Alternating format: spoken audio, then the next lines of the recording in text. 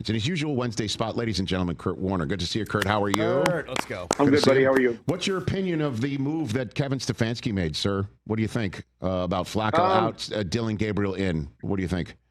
I think most of us felt like it was just a matter of time, that the future of their franchise wasn't Joe Flacco, even though he was the best quarterback, obviously coming in. And I think he's played well at times. I don't think he played very well on Sunday, with the record where it is. And, I think I've heard a few people talk about it. They've got some draft stock in the first round next year where they could get a quarterback if one of those guys is the right guy. I'm not sure watching college football who that right guy is, to pick high in the draft quite yet. But if they want to do that, they got to figure out these two guys that they drafted this year, if one of them can be their guy or can be their guy for a while until they find that right guy that they think can take over. And so again, if they started out hot, Joe would have obviously kept the seat with some of the struggles that they've had with where their record is. I don't think this surprises anybody that Dillon's going to get his shot. If he plays well, I think he'll obviously hold on to the seat. If he doesn't play well, I would not be surprised if Shedeur at some point gets an opportunity as well, just to say, hey, let's empty this thing and let's see who is our best guy, and if one of these guys can be a franchise quarterback, or if we've got to make another move. What'd you see from Jaxson Dart on film as Dart became the first quarterback from the rookie class to win a game in the NFL? He's 1 for 1 now, and against the Chargers defense, that's no joke, as you know, Kurt. What'd you make of Jaxson Dart's first appearance? Yeah, I mean, if you just break down the X's and O's, it wasn't a great performance. Made some throws, missed some things. But I think you could feel the spark that he gave this team. And, you never can really quite put your finger on, okay, what was that? The first drive, they take the ball all the way down, they score, he runs it in, he makes a couple big runs in there. And I think those big runs energized people. Why their defense play so much better this week than they have. Those are things that you can't explain other than they're fired up to have him for whatever reason, whatever he brings to the table. And you could feel that, even just me watching the all 22, I felt like it was a different team out there. And like I said, it wasn't great, just from, quarterback play, but he gave him a couple big plays in the game, a couple big runs, some things to excite the fans. And so I think it was obviously a great, first outing that you don't play great, but you energize your team and you get a win against a 3-0 team. That's exactly how you want to start, and there's a lot of room for improvement. Kurt Warner here on the Rich Eisen Show. As you know, we're always looking for corners to be turned, sir. Have the Chiefs turned it? Have the Chiefs turned the corner? Kurt Warner. You know what? I want to say yes, and solely because of the fact of how they played this game. We covered the first game in Brazil, and I talked about it a lot. Like, it didn't look like the same Chiefs team, just from the standpoint is they weren't running RPOs. They weren't throwing a lot of their quick throws, and supplementing their run game with that kind of play. And that had really been their MO for the last couple years, is they couldn't push the ball down the field. So it was a lot of quick throws. That was their run game, yards after catch. And we just didn't see that early. And maybe it was because, as we talked to Andy Reid, there was a big package for Xavier Worthy, and he goes out in the third play. And so maybe they didn't have anybody that they could plug in and run those plays. But when I popped on the tape this past week, it looked like the Chiefs to me. There was a lot more RPOs and those quick throws to supplement that run game and to use Patrick's ability to get defense out of position and then just make those quick throws. A lot more wide receiver screens. And then they got some big plays down the field. But that to me is the Chiefs offense. And I finally saw it again. And so maybe it is because Xavier Worthy is back. We know Rashee Rice is a couple weeks away, and he adds that piece as well. And so I feel really good about where they are after that performance against the Baltimore Ravens. And I know a lot of people expected the Ravens to win that game just because of better roster across the board. But they dominated that football game, and they were doing what I expected the Chiefs to do all year long. So I do believe they have turned the corner and gotten back to, maybe not a perfect formula, but the formula that was a winning formula for them a year ago. And then the corner in Houston has C.J. Stroud and that offense turned it. 26-0 win over the Titans, in which Stroud was 22 for 28 with a passer rating just a little north of 125. Have the Texans and Stroud turned a corner? Kurt? No, I'm going to say no. I was watching that film and I kept asking myself, they won 26-0, right? Like, where's this offense? Where is it at? I thought it would be more explosive than it was. And so, the numbers were good. I still think they have issues there. I'm still trying to put my finger on, what's going on with CJ. And again, the numbers were good. And sometimes you have those performances, but I can't shake the first 3 weeks of the season out of my head quite yet. There was a lot of struggles. CJ just doesn't look like the same player that he was as a rookie, just awareness, seeing things, getting the ball out of his hands. So I'm not ready to say that they've turned a corner quite yet. I think they played a Titans team that really struggles offensively, and that's why it looked like it did. I'm going to need to see some of that against a better football team. Okay, so have the Falcons turned a corner offensively? Have we found something with Penix that they were able to uncork on Washington, Kurt? Yeah, here's another one that I'm not quite sure. I'm starting to wonder because I thought they looked really good in week 1 of the season, and I thought, man, Michael Penix looks really good, and this team could be something to reckon with because of all their weapons. And then we go 2 weeks where he doesn't look very good, and then he comes back and he looks really good again this 4th week. And so for me, consistency is the name of the game at the quarterback position, and that means seeing it. That means being able to work through things when your first read's not open and being able to find the next guy. That's how you have to play the position. There are going to be some games where the number 1 read is open quite a bit, and you just have to drop back and throw it. And most of these guys that are starting in the NFL can drop back and throw it. And so I can't just take one game where things just kind of worked out pretty favorably for them and say, okay, they've turned the corner. I think they've got a very simple offense. They run a lot of these choice routes and things every single week, a lot of the same concepts over and over again. And when those things are open, team looks pretty good. When those things aren't open, they don't look very good. And so I have to see some more evolution here. And I've got to see Michael work through some things beyond just his first read and those guys getting open before I'm ready to say that this offense has turned the corner. They've got lots of talent, and we see what they're capable of. We've seen it a couple times this year, what they're capable of. But then you wonder, why how do you have a Carolina game where you can't put any points on the board and you struggle? So again, not ready to say they've turned the corner. Obviously, it was a great performance on Sunday, but I need to see more consistency there. Kurt Warner here on the Rich Eisen Show. Kurt, you're the perfect guy to ask so many questions with your Hall of Fame resume and your QB Confidential YouTube page. But this one, I think, is particular. You're the perfect person to ask about this because it involves passing concepts and a Bible verse. Like you're an expert on all of these, okay? A.J. Brown tweeting out a Bible verse about patience, essentially, after another minimal target game, to say the least. What are you seeing about this Eagles passing game that is a problem, and what do you think A.J. Brown should do other than just staying patient? Kurt, what do you think? Yeah, I mean, this is a tough one because we understand the formula that Philly has, and that's to run the football, and then when a team wants to take away the run, give you one-on-one on the outside, and A.J. Brown's as good as anybody in the league when he gets one-on-one situations to just go and play pitch and catch out there. And so that's what they do. And so we saw it a couple weeks ago, against the Rams. They struggled in the first half, but when they were forced to throw it, they could feed A.J. Brown on the outside, and he has a big game. And so that to me is a formula that's worked really, really well for them. In that formula, though, when teams aren't doing that and they're not extending an extra guy and they're not leaving A.J. Brown one-on-one, it becomes a lot harder for them to get him the football in those situations.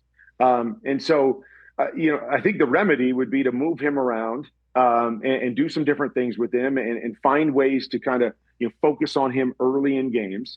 But again, the more you move him around, the less you have him out there in those one-on-one situations when you want him. I think a lot of Cincinnati, when Joe Burrow's playing, it's almost like every time they get Jamar Chase one-on-one on the outside, those two guys just connect. They just throw it to him some way, shape, or form. It's just like nobody's better than him. We will throw it to him every time we get one-on-one. So we want to keep him out there. But then you get Jake Browning in there and you're like, okay, we can't play the same way, so let's move them around. But then you don't get that guy on the outside when you want to take those shots. And T. Higgins is a good player, but if you watch Monday night, all their shots down the field were T. Higgins, and they weren't Jamar Chase. And so I think that's the fine balance that you have to play, is that we know where we want him and we know where he's best, but we would love to use him more. So how do we balance this out with moving him around, making him the focal point of a passing game, throwing it a little more early to get him some touches,